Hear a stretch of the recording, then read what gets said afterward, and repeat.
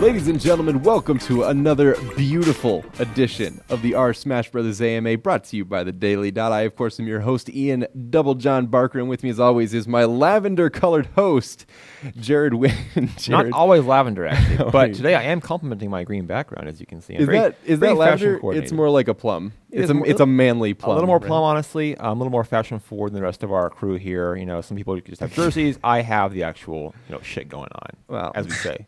So. But enough about me and about you. We're not here to talk about us or our fashion. I don't know what to do with you anymore. Of course, we're not here to talk about us. We're here to talk about our very special guest, TK Breezy. TK, how are you doing tonight? I'm pretty good, man. Just finished the stream, ready to answer some questions that most likely I probably answered before, but now it's live, so it's even better. TK, of course, comes to us from his home with his special guest, Chillin' Dude. Yeah, Chillin'. Say hi, Chillin'. There he is. He's always so silent, man. He's shy. He's not a talkative guy, man. One day. some people are starting good on camera, right? That's happening. Yeah. He looks shy. He does. Love that look. But anyway, TK will be answering your questions. If you're not familiar with the format, every Monday we bring a new guest to our Smash Brothers. The our Smash Brothers mods very graciously put up a thread, and you put your questions, your heart, and your soul into that thread. You upvote your favorites, and then every Wednesday or Thursday we read them live on the air with the finest in the Smash community. TK, we're ready to go with the first question. Are you ready to answer it? I am ready to go. Excellent. Let's get started. So first off the top, it is a panda. No contraction. It is a panda asks, what are your thoughts on PM? Will you ever return to being the voice for Project M, a.k.a. being a commentator for it once more? My thoughts on PM are exactly the same as when I stopped commentating PM. It's not on me. It's never like on me. I'm just a commentator, like, in that aspect. I commentate what is put in front of me, and what is put in front of me right now is Smash 4. So, and Melee, but more often than not, I'm doing Smash 4. Now, if PM makes a large resurgence, as far as getting on the main stage on streams again, like I used to, yeah, I'm definitely down to go back to commentating PM. Like I watched a lot of PM at Paragon because the game is still hype. I mean, I'm not good at it anymore, but the game is still hype. And I still know what's going on because I keep up with the patch notes and whatnot.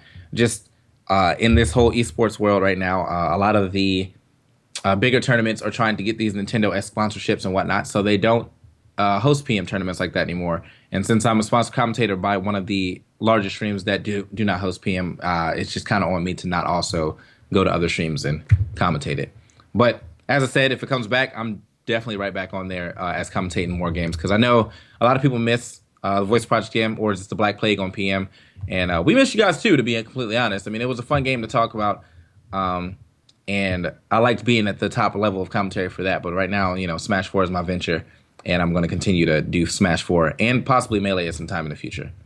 Now, one of the things that I found most interesting about you, particularly since I bumped into you at the Big House 4 last year, and I asked you, what did you think of the Melee competition? You were very insistent on the fact that, your heart was sort of in Project M. You were very excited about that. What is it, in a community that's so passionate about Melee that made you make the dive into Project M specifically? Because, one, it's... As far as commentating goes, the earlier you start, the more recognizable your name will be. So I got, I played every Smash game up to a point, but I didn't start playing tournaments until Brawl. So for me to try to jump from being a Brawl player to a Melee commentator or player in general, that's just a hard jump. One, because Melee already has very, very established commentary. So anyone new they're gonna have to go through a lot to get to the a point of being recognized. But PM, when I started PM, I was already on the decline of Brawl. I was already bored of Brawl, and PM's coming out, and I was like, wow, this game is amazing. All this new stuff, and they're buffing characters who were never good before, and now Squirtle, who was my favorite character in Brawl, is now decently good or actually amazing in that game because of the stuff they gave him. So I'm just yeah, I want to play this game. But not only did I want to play it, I wanted to be able to get people into it. And the best way to get people into games that I found as of late has been actually commentary. So I jumped into it from the very, very beginning of I was playing PM 1.5 or something like that. We're on 3.6 or something. We're on 3.6 now. So from 1.5 to 3.6, I was literally everywhere for PM, and it was a good ride.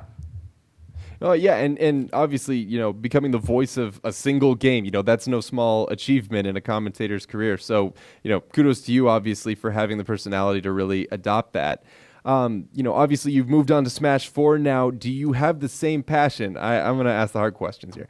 Do you have the same passion for Smash 4 that you had for Project M? Is it a game that also sort of, gets you excited in the way that Project M did?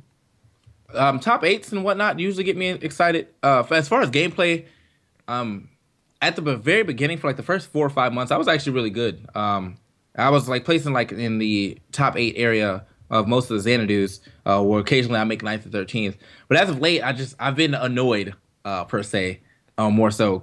It's one because my character choice. I play Wii Fit Trainer, so she has a lot of bad matchups, and I was working with it at first, but now people are like, they're starting to like play very defensively or play more campier or more defensive characters, and it's just annoying. I mean, you lose to a lot of dumb stuff in Smash 4 that every now and then is getting patched out. Like Luigi's were running rampant in Xanadu circuit because down throw down B. That's been patched out. I don't see them getting much farther than they already are right now. But as far as the passion, I have similar, maybe a little less than I had altogether for PM. I probably have a similar passion, but I think overall it's a little less. Smash 4 is a fun game. I have the same amount of passion for commentary because I still, I strive to be the best commentator in any game I put my commentary skills into. But as far as playing, yeah, I would definitely say I wanted to be better at Project M a lot more than I wanted to be better at Smash 4. This obviously is a Smash Brothers AMA, but I've always kind of been curious, if you could commentate another esports game, which one would it be? Right now I'm switching. I think I want to do Rocket League or I want to do Street Fighter 5. Or 4, like until the end of it. But it's the problem is with 4, like I haven't played it enough to really drop good knowledge, so like I don't want to be, misinformed. But I would definitely say Rocket League right now and Street Fighter 5. Nice. Yeah, it's a lot of work jumping from one game to the other. Just to learn the knowledge in one game, to jump to another one would be quite a task. We've said Project M too many times now. I think the stream's going to be taken offline pretty soon. I'm afraid what's going to happen to us. Like the PM where I'm telling you, it's like Beetlejuice, right? We had a good run, guys. Yeah. We'll see you on YouTube Gaming. Thanks for watching. Anytime you hear someone say PM on a stream, like the chat immediately turns into PM. That's banned. Like, I love it every time. Yeah, it's like Beetlejuice. This is a safe zone. It's a safe zone. It's okay. Don't worry. Everyone chill out. Relax. Well, beautiful. Moving on to our next question. Apex J asks, why don't more Smash 4 tournaments have a 4-on-4 bracket? It seemed to work well at Xanadu and was a lot of fun to watch. Okay, so this is my views on 404 right now. 404 is actually super hectic. It's too hectic to the point where like a commentator really doesn't know what to talk about. Like I didn't commentate it because I was in top 3 or top 2 actually. So back when I was good again. Like I heard the commentary and it's just really hard to follow. I mean, there's a lot of things going on the screen. There's already a lot to follow watching dubs. So now you have dubs times two again, and it's just like you expect someone to keep up with that. It's really hard. But I don't have a problem with 3s though. I think 3 should be the next standard because 4s is chaotic. There's a lot of stuff going on at a time, but 3s, it's like there's a possibility for new team combos, and it's a little easier to follow because there's because there's not as much going on. And there's a format that we were actually thinking about doing 3s, which is like basically like, kill the leader or whatever. So like there's one team captain, and once his stocks are gone, the game is over. So you can finish the whole team, or you can have your whole team focus on that one person and then try to eliminate it like that. And I thought that was going to be a very interesting way of going throughout that game, but we haven't really tried it yet. Soon enough, I do want to do that with a Xanadu. Problem is, though, like when you think about it like this, you have 60 people that enter Xanadu on a regular, right? By the end of that tournament, maybe like 30 people are left, possibly. So of those 30 people, half of them probably won't even want to enter. So I need at least 24 people to enter a 3-on-3 man tournament for a perfect 8-man bracket, and that's just kind of hard to do. But if I ever get that, I will definitely try out both 3s the regular way and 3s the king, the I guess the agent way. And I'll stream that on my own channel because I know VG's probably going to be done, but I'll stream that on my own channel and make that happen just to see how that format goes. That sounds a lot more interesting than the way that when I was in high school when we played fours, generally some idiot would pick Kirby and then just float around the top of the stage and drop like a rock. That sounds at least a little bit more interesting than that as far as an idiot or a savant. Fair question. Some kind of mad genius, absolutely. Well, we're moving on to a long question. So grab your pipe and your smoking jacket and Popcorn, get ready for a novel. A drink. Angry Pirate Hat asks, I get that Nintendo isn't a huge fan of PM, there's that word again, and they're trying to promote Smash 4 more, which I think is fine. That's good. What I don't think is fine is that PM has been set on the back burner when it is a faster game that I find to be much more of a spectator sport. So my question is, what do you think of PM now that Smash 4 is out and has hit the mainstream due to Nintendo embracing esports? And do you think Nintendo will ever be okay with PM? Whew, nice job, Ian. I think I need water. Well done. That was a lot of questions, man. It's quite a journey. Yeah. Okay, so your question to me was, do you think PM is what do I think of PM now that Smash 4 is out and it's hit the mainstream? And then due to Nintendo embracing PM, do you think Nintendo will ever be okay with PM? No, absolutely not. It's not their game. They're not going to promote it.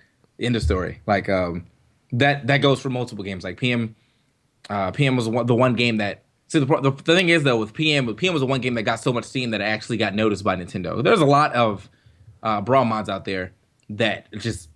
I'm sure someone in Nintendo knows about it, but it never got to that point where like Nintendo actually had to step in and make. Do something about it. So Nintendo, they kind of stepped in and silently did something about PM, but like Brawl Minus still exists, Brawl Plus still exists, Balance Brawl still exists, and they haven't said anything about that because they knew that game didn't get any steam. So yeah, with PM being so huge or making its wave, making such a wave in the Nintendo universe or just Smash universe, I don't think Nintendo's ever gonna back PM. That's just a business, Like you're not gonna have someone make your game better than you made it and then start to back it. Like otherwise they would hire you. Yeah. So but like yeah. So like they're not gonna do it and it's unfortunate, because I think PM's still an amazing game to watch and to play and whatnot. But for anyone trying to go full esports, you're just gonna have to abandon it. Like that's really the bottom line. Like if you're trying to go esports, you want opportunities. You don't want to be tied to a game. You don't want to be tied to a game that's going against a big company because then people are going to be like, well, we can't promote you. We don't want that company to come against us either. So it's very unfortunate for a lot of people who loved PM, such as myself and such as EE and D1 and all of us that we had to drop it, but it's how things go. Yeah, it's really unfortunate, honestly. The story of Project M is really a story of sort of not misplaced passion. Obviously, the people who developed PM really cared about it. It's just, it's unfortunate that they didn't maybe, if these guys had created a studio, if you guys had created a studio of your own, hell, you could have a Smash competitor out there. Where do those guys direct their energies now that they've sort of had their passion project cut out from underneath them? I think that's where Rivals came in. I don't know how many people from the PM team actually worked on Rivals, but Rivals is one of those games that plays a lot like a Smash game, but it's independent. There's nothing Smash like franchise from outside of the gameplay that is that Nintendo can be like, okay, well you can't do this because there's a lot of Smash S games out there. You have PlayStation All Stars. You had Small Arms, which is this game that came out on PS or Xbox Arcade and PS Arcade, and it had that same. Arena fighter or box, sandbox fighter or whatever. But because there was nothing actually taken from Nintendo, Nintendo can't say anything about it. They can just either be like, oh, this game is cool or this, we don't like this game because it's not Smash. But that's it. PM, if they made their own independent, their own IPs, they actually could release the game and get back onto the circuit. I don't know what they needed to come up with another name because obviously PM is like banned now. But imagine if they just take everything from PM and put it into their own thing. Like so, they have instead of like Captain Falcon, they have like Captain Parrot or something like that. And they just mix everything up so it'll be like a parody of Smash game, but it's not actually a Smash game. So therefore, they can now make money off of it. They can monetize it. And they can have streams for it. They can get into bigger tournaments. I would actually love to see that. I'm not sure if that's going to happen. I'm not sure if that's in their mindset. but they've already got some of the framework and groundwork. Like they have the ideas, and all they need to do is make their own IPs, and then they can, they can do whatever with it. My question to you is, why haven't they already done that? Well, I don't know actually. Like I don't know. I mean, it's a lot of work too. I'm gonna assume it's a lot of work. That's a lot of work they've already put into this game to make it what it is, and they already had a base game to work off of. So now they have to start from scratch. I just imagine that's a lot of work. Yeah, that does sound like, and I mean, obviously, when you pour that much into a single product, it's hard to just walk away from something like that when you've worked so hard on it. But obviously, a lot of talented folks over there working on PM. Hope that those guys can land on their feet. By the way, I saw you on Twitter the other day calling out people who claim to be gods of Wings of Aether. What are your thoughts on the new game? By the way, I saw it. It looks like it's got some interesting twists on the sort of the traditional Smash mechanics. Rivals Aether is interesting in its own gambit for like it does have some of these Smash mechanics, but what's important in that game, like if you're really good at like Melee, yeah, you'll probably be pretty decent at Rivals Aether, but you still have to learn that game. Like you're just not gonna just straight transfer over. Like the edge guarding in that game is much different because there's no ledges, so you have to like I think that's the cool thing about that game. One, just no ledges because of how the game is played and how the recoveries work. But yeah, it's a good game. It's just it's funny, like running through Twitter, like all you see is, dog, I'm so good. Like, oh my God, see my Crag, see my Raster. And I'm just like, oh my God, like everyone can't be the best player in this game. However, it's almost undisputed right now that Mango is apparently the best player in this game. And I could believe that. Mango's the natural, as they like to call him. So, you said it. You give him another game that's leaving remotely like Melee, and I'm pretty sure he's going to do well in it. Any chance that the Rivals catches on competitively, you think? Yeah, we're actually going to try to start running stuff, Rivals things at Xanadu. And I know a couple of other places are probably going to start doing that as well, running their own Rivals tournaments. And hopefully as Rivals advances, they get more competitive savvy, like features in the game. So like replays will be dope. I think they might be working on that. They already have tourney mode, which sets all the rules to like the tournament rules, and that's good. So yeah, I think that game is going to catch some steam, and that's that's great because I think that the amount of work they put in on that game is amazing. Yeah, they have the opportunity to be more accommodating to tournament players than Nintendo perhaps is at times. At times, are they not? Not always. We did say the PM word earlier, the PM phrase, the PM name. No, stop saying it. PM. Can't say it too much. Well, I promise to be straight with you, TK, and with our audience, and say that I'm probably ass at Wings of Aether. So if you see me calling people out on Twitter. Don't let me get away with that. We'll check you. Yeah, we'll check you on that. I promise. Anyway, moving on to our next lovely question. Grand HC asks, what's your opinion on Anti bringing out that Wii Fit trainer in top 8? By the way, that Anti's whole run, if our viewers at home didn't see it, Anti's whole run was unbelievably hype. So if you haven't seen the VODs, go to VG Bootcamp, check those out. Your thoughts on the Wii Fit trainer from Anti at the tournament? I thought it was terrible. That's the worst idea ever. Like I didn't see him play Wii Fit Trainer outside of the top 8, and when he decided to do that, and I was like, all right, like maybe you're trying to prove that you're the best Wii Fit Trainer, and we all do. Like most of us think you are. It's between him and John Numbers, but right now is not the time to prove it. We need you to beat Zero, so you need all 3 of your games. But at the same time, you think about it like this: Nairo gave away the first set when he played against Zero, but he didn't really give it away. I think he used that as a way of calming himself down. Or like assessing what Zero's going to do or something, or just ruling out like the janky matchup. And that's probably what Anti tried to do with the one game that he used Wii Fit Trainer as well. He was like, okay, I'm just going to try this and see where it goes. And he managed to get a stock. That was cool. But then, the next few games he ended up doing quite well with his Mario. And same way that it went to game 5 with on the second set with Nairo. Because of he used the first set to see what his other characters could do, and then he was like, all right, time to buckle down and play ZSS and win this tournament. And I mean, he didn't win, but he was very close. And so like I think that's what both of them tried to do. They wanted to calm themselves down by using a little joke character and then going into the rest of the set or the next set, with full confidence. I don't mean to put Anti on blast, but pulling out something janky like that when you're up against Zero, you got a shot at ending the run. I mean, I don't know, man. I don't know. I don't know about that. I mean, if you're going to experiment, let's do it at Xanadu, right? Let's do it at a place where there's some good players. But against Zero, I don't know. I don't know about that. Well, Zero's a good player.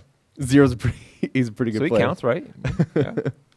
I'm just saying. Okay, if it's me, when I face Zero, in the loser semis of a tournament, which is going to happen with King DDD. I don't know if I'm going to throw out something that experimental in that moment. I mean, my opinion. I'll remember that when you do it, when you fight Zero. When I pull out Wii Fit Trainer against Zero.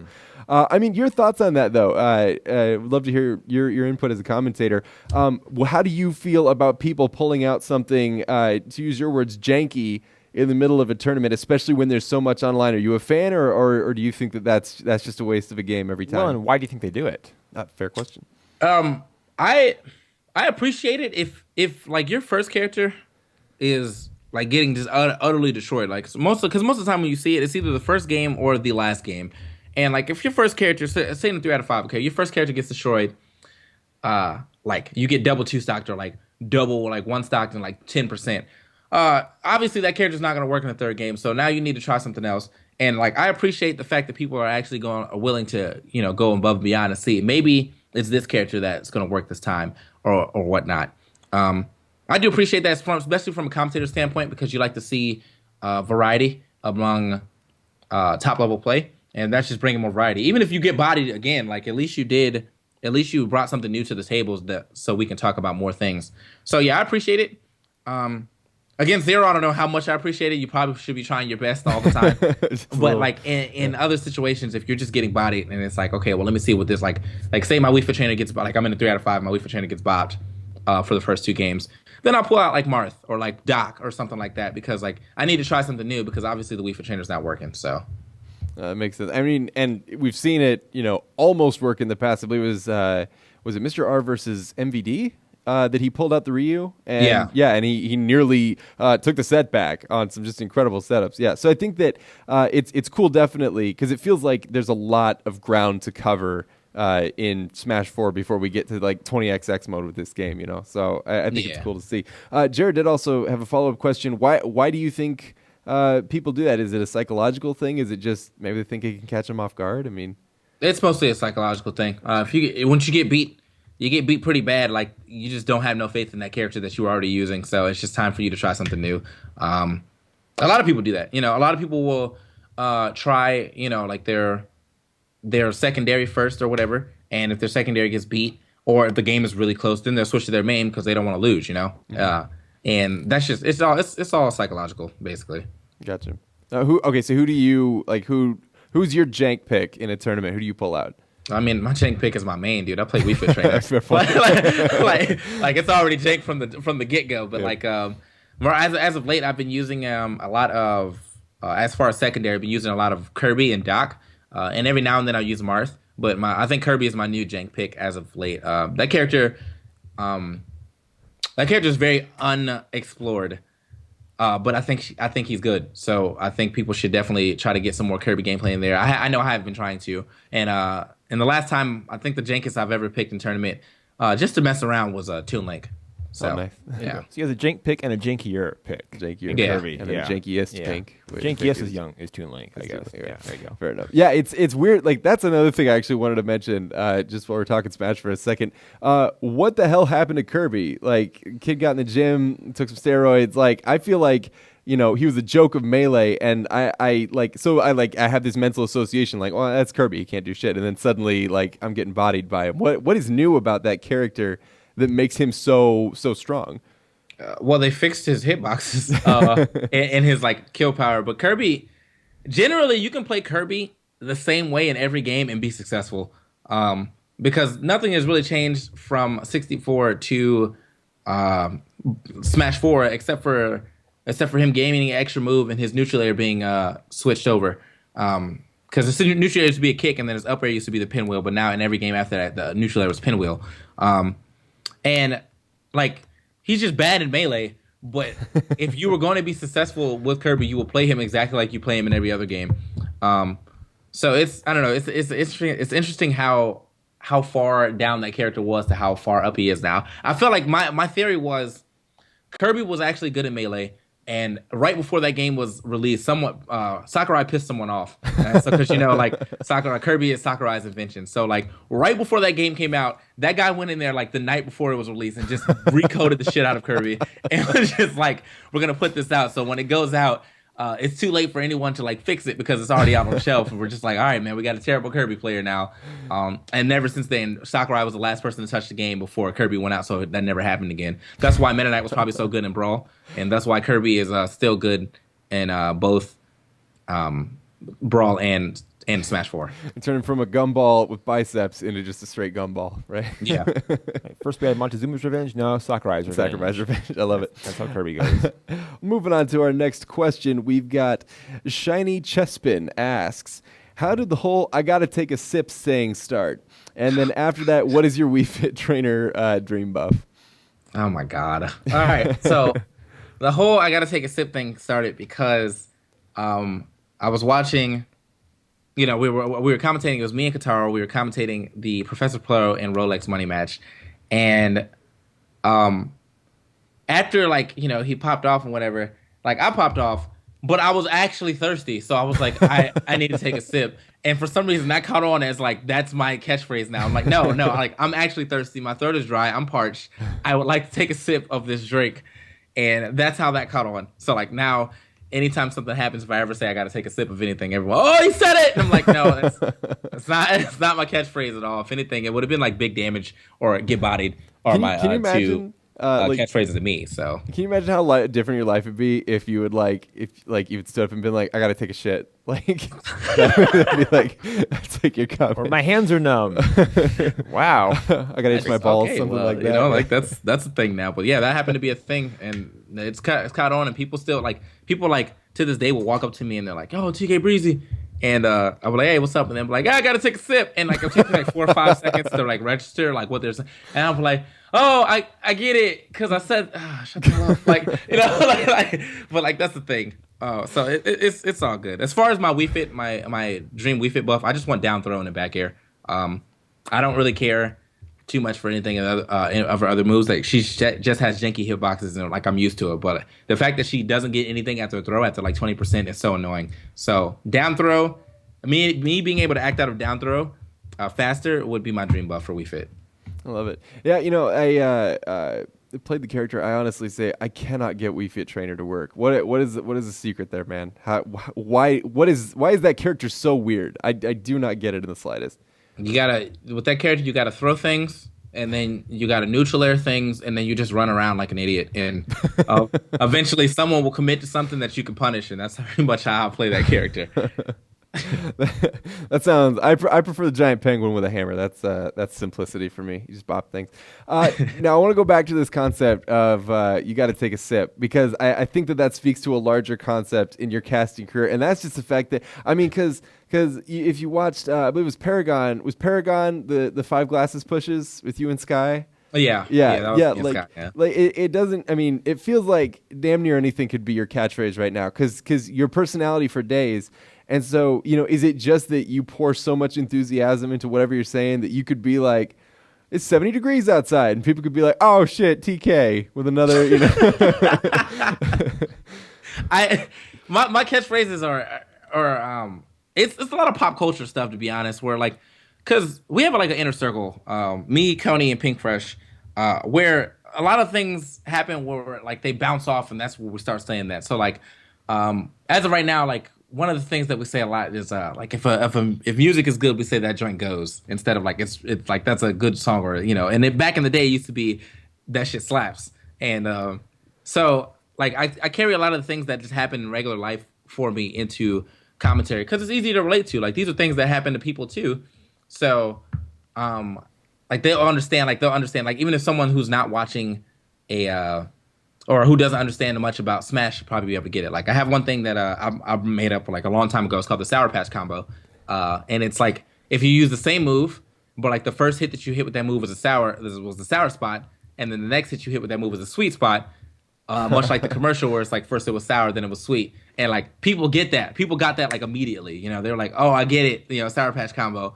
And so stuff like that happens all the time, and I just find another way to bring it into Smash. I mean, I think my personality helps, because I couldn't imagine me saying that in a very low monotone voice and that catching on. But yeah, look at that Sour Patch combo, right, guys? Yeah, that's nice Sour Patch combo. And then everyone's like, "What the fuck? What is he saying?"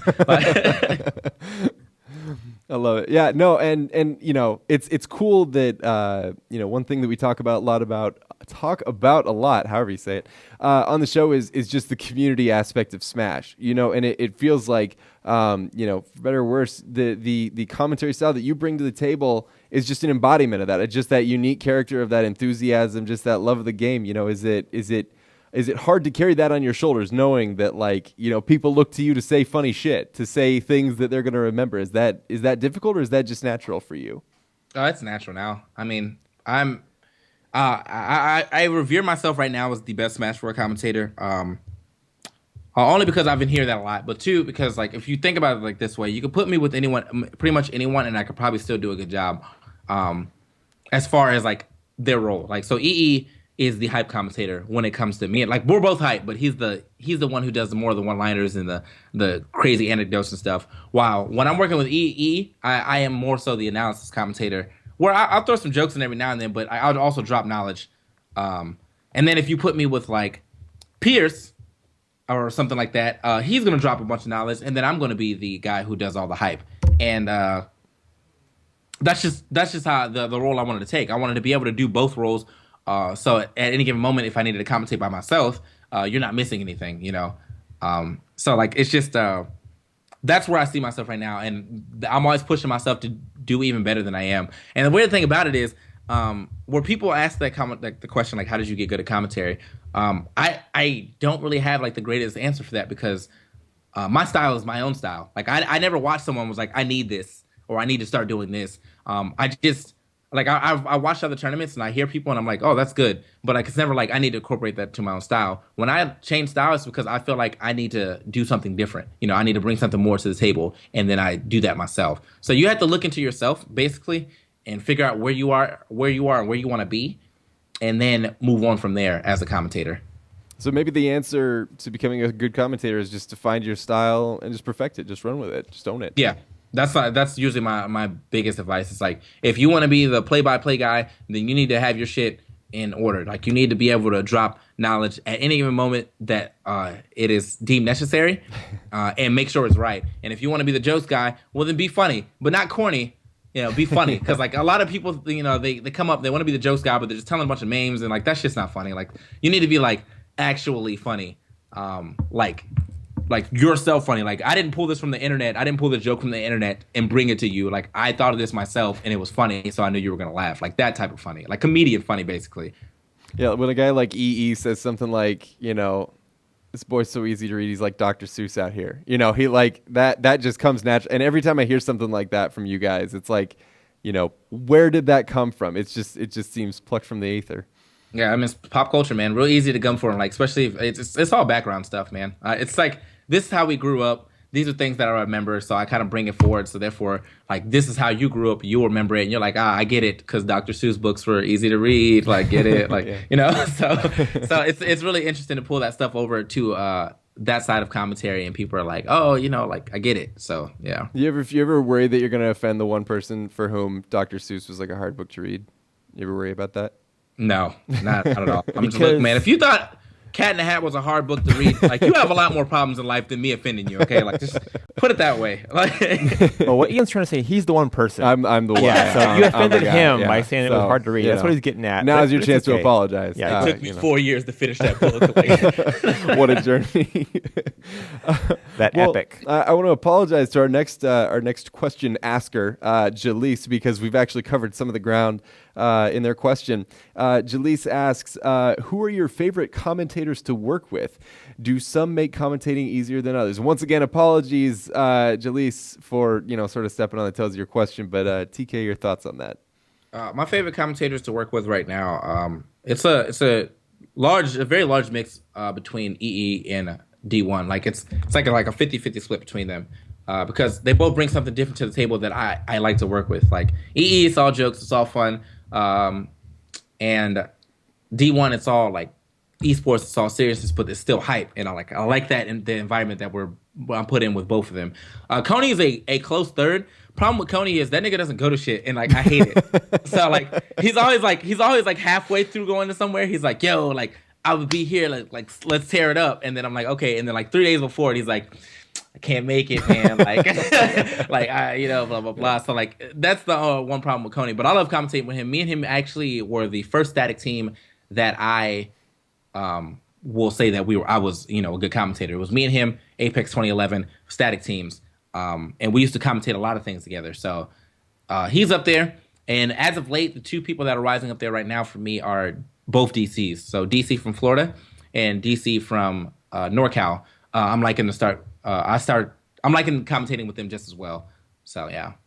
Is there any room on the roster for a Daily Dot guy? My friend wants to know who has pretty good hair. Is there any room for? Would him? Are you really trying to get on the commentary? No, I'd like to, but I don't feel nearly prepared or qualified enough to even give it a stab yet. But if you ever happen to come to Xanadu, I do this thing at the beginning of Xanadu's now when I'm going. I haven't been to lately because we've had a lot of events, and I don't like to go to Xanadu the day after an event because we usually get back on Monday, like really late. But I'm doing this thing at Xanadu right now where the first 5 matches I will commentate with anyone who's actually trying to get better at commentary, and then I will tell you, what I think you could work on, or like where you can improve and things like that. You're gonna turn to me. You're gonna be like, everything, literally change everything. Just do a better job. Come more prepared. Look different. Talk better. Speak Act different. Yeah, know the game. It's a lot of that. I mean, it's a lot. There's a couple of people who I've commentated with, and like, I think they're like intimidated, and that's a real problem because like, if I'm on the mic and I'm even trying to pass you something, because a lot of times like I'll be like, hey, okay, so this happened here. What do you think he should do the next match? And my co-commentator's like, I'm gonna just agree with what you said. And I'm like, well, I didn't say anything. I was kind of waiting for you to say something. And so like it's just really awkward in that aspect. And I understand it's probably intimidating commentating next to me. Like I'm that guy that you see at the top of every tournament, and now I'm back in a friendly, or I'm back in a local commentating with the lower, lesser end commentators who haven't had that chance or that shine yet. And I get it, but the whole point of that segment is to get you up to that point where I am. Like I want you to do better. So like when days when I'm not at Xanadu or not at a local, the commentary is still good. You know what I mean? Yeah, that makes a lot of sense. Well, and it's cool that you guys, you guys are doing that outreach. Obviously, there's a lot of passion in the Smash community. It's always cool to see you guys helping each other out. But we're not here to talk about my pending failure of a commentary career. No, we're not. We're here to talk about Reddit. So we'll keep. I apologize. Kind of dwell on some of the questions. We'll try to speed it up a little bit to get a few more of these. TK, if you're okay with that. Okay. We got another question coming from AAG Peng. If I mispronounce that, I am deeply sorry. Agpeng asks, who do you think is the worst character on the roster? Ganon. Yeah, and everyone's always mad when I say that, especially the Ganon players, but I have yet to lose to a Ganon in tournament, customs or not. And Ganon with customs was supposed to be scary, and like, this is the funniest thing. I got 7th at one of these tournaments because there's a Ganon player called Ganondorf, and he beat like Logic, who I've never won against, and he's beat EE, who, I beat EE all the time, but whatever. I never beat Logic. And so he comes up to me and he's like, you're next. And I'm like, you're not going to beat me. And lo and behold, I bodied him. And I was just like, I'm sorry. Like, you play Ganon. Like, this character just is not good to me. So, oh well. Like, you stand in one range from Ganon. He can't do anything. He has to commit to either side B or down B. And then you body him. So. He's got like 120 frames of startup animation on every move. Yeah, he's got 120 frames of landing animation on every move. Yeah, he's just. I mean, did they just dramatically slow him down from Melee? What is it that's made him so bad in this current iteration? It's movement options. Melee has more movement options. If you took off the movement options in Melee, Ganon would be just as bad at Melee. But the fact that there's just way better movement options and whatnot, he's a lot better in Melee because you can move, you can finish your combos and whatnot like that, and the edge guarding in that game as well, being able to land forward airs over the ledge if people don't sweet spot it, really helps that character out. But you can't do that in this game because of and Brawl because of auto snapping and just in general the movement not being that great. Yeah, before our chat or anybody who sees this on YouTube after the fact gets upset, I know there are not 120 frames of startup animation on Ganon's moves. I know that. Don't ask me the frame data. I was making a joke. Jared laughed. He thought it was very funny. and it was a great joke. It's actually 1,200 frames. Is it 1,200 frames of yeah, animation? that's why All it's so bad. That, see what I was doing there? That explains a lot. Yeah. Wait, so that's 10 seconds. Yeah. That's not bad. Wait, no, that's 20 seconds. No, it's not. That's 20 seconds. Here's the math portion of the desk again. That was the math is over here. The math is over and there. The reading is over here. Actually, someday I'll make it. Maybe it must be a shirt. You got the literacy down. If there's ever a move that takes 20 seconds to actually activate, if it hits, that should just win the game. Like, I don't care how many stocks you have left. Like, it should just win the game. Like, that's game. That's over. That's two stocks. Yeah, 2 stocks left. Nope. That'd be incredible to watch, though. Like, he flies out the stage so hard that he comes flying off the platform and goes right off the edge again. I feel like Fox should have that move in Melee. He should have it. That seems fair. He's not broken enough already. Just give him more. No, I agree. Anyway, moving on to our next question. Hershalet, I think. Hershulat asks you. Oh, wait, no. Sorry, I skipped my favorite one. My apologies to our audience. Not Yo Mama asks. I don't think you're prepared for this question. If you were turned into a fruit by a witch, would you still play Wii Fit Trainer? I don't know how to answer that. If I was turned into a fruit would I still play Wii Fit Trainer? Right, first of all, if you were turned into a fruit by a witch, which fruit would it be? Probably a mango or a plum. One of those. Beautiful. I feel like the witch would have some say. If I had hands and I could still hold a controller, yeah, I would play Wii Fit Trainer. Yeah. If you had fruit hands. Great question, whoever that was. Not Your Mama. If you were turned into a banana, technically you could make it work because you could peel it down and your peel could act as hands. Yeah, and then I'd just be slapping the controller like I'd pay money to see that at a tournament. Well, Herschel had asked, I brought up your question, so I want to make sure that I got to it anyway. How did you come to your name? Oh, this is a good one. How did you come to your name? By the way, greetings from a fellow Wii Fit main from Germany. Hey, okay. So the thing of what my name is, my initials are TK, and this is a very long story. All right. Well, not really a long story, but it's like a story that it doesn't make sense how I got to my name. But anyway, so in 10th and 11th grade, we used to, like, me and my friend Dre, who used to go by like Drizzy, because he would rap. We would always be freestyling in the back of the bus. So he told me I needed a rap name, so I went with TKO because it was the closest thing to TK, and I was like, all right, dope. And so when I started entering Smash tournaments, I went by TKO because it was the first thing that was on my mind. And so around 2000, I think 10 or 11. I was hanging out with Adamus, and he was like, yo, you should go by TK Bro, because you're really bro. And I was like, all right. So I did it. And then I was TK Bro for like a year. And then so I went back to SmashBros to sign up for my account, TK Bro, but apparently someone had taken it. So the first thing that came to my mind was TK Breezy right after that. And I was just like, damn, that's dope. So I